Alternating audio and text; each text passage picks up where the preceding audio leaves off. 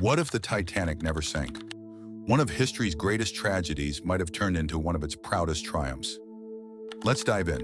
In 1912, the Titanic was the largest and most luxurious ship ever built. It was designed by Harland and Wolff shipbuilders in Belfast, Ireland, and owned by the White Star Line.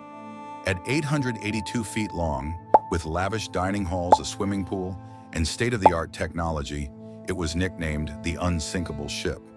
But on April 14, 1912, during its maiden voyage from Southampton to New York, disaster struck.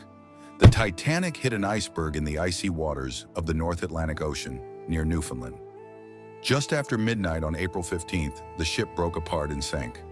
Of the 2,224 passengers and crew, more than 1,500 people lost their lives, making it one of the deadliest peacetime maritime disasters in history.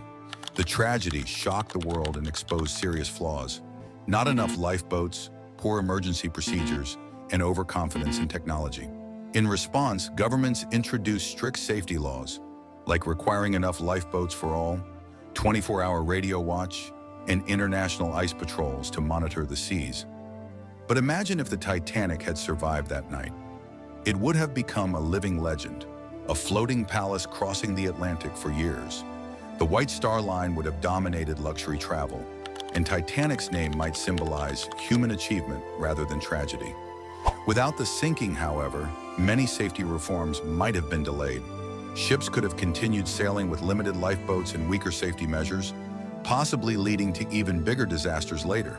On the other hand, Titanic might have inspired even grander ships even sooner, changing the entire pace of naval engineering.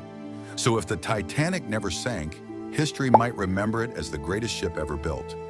Yet ironically, the world could have been less safe at sea. Sometimes, even in tragedy, change is born that saves countless lives afterward.